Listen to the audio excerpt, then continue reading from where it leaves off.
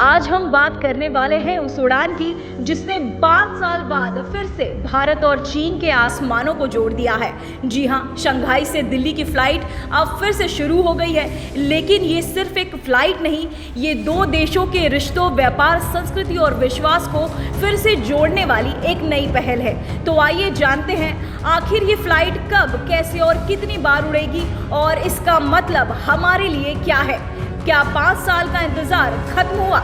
आपको याद होगा साल 2020 का वो वक्त, कोरोना महामारी का डर, दुनिया थम सी गई थी। लेकिन भारत और चीन के रिश्ते सिर्फ महामारी से नहीं बल्कि गलवान घाटी में हुए तनाव से भी बुरी तरह प्रभावित हुए थे। उस घटना ने दोनों देशों के बीच की दूरी सिर्फ जमीन पर ही नहीं बल्कि आसमान में भी बढ़ा दी थी। सभी फ्लाइट सस्पेंड कर दी गई और वो जो कभी दिल्ली से शंघाई का सफर सिर्फ कुछ घंटों में तय होता था, वो एक बंद रास्ता बन गया। 5 लंबे सालों के बाद अब वो रास्ता फिर से खुल गया है और ये खबर सिर्फ एक ट्रैवल अपडेट नहीं बल्कि एक नए दौर की शुरुआत है। शंघाई दिल्ली फ्लाइट शेड्यूल कब, कहां, कैसे?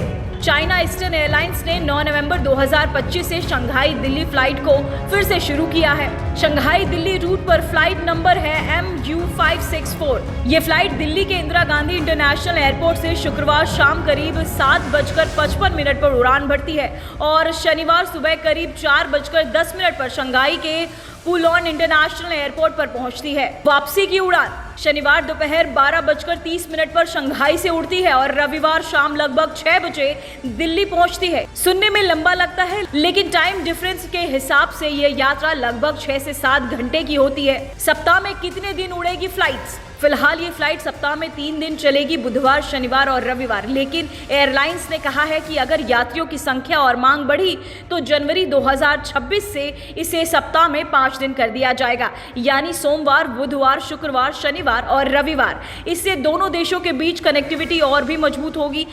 कैसे सुधरेंगे दोनों देशों के संबंध? बता दें कि शंघाई से दिल्ली के लिए फ्लाइट शुरू होने से दोनों देशों के बीच व्यापार को प्रोत्साहन मिलेगा, जिससे अर्थव्यवस्था का विकास होगा। वहीं दोनों देशों के बीच सांस्कृतिक आदान प्रदान भी होगा।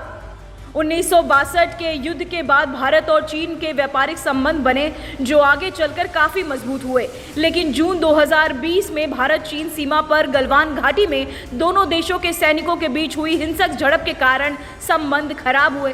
करीब 20 भारतीय जवान शहीद हुए थे, जिसके बाद भारत ने चीन से संबंध तोड़ते हुए हवाई सेवाएं सस्पेंड कर दी थी। Bureau report, RATV।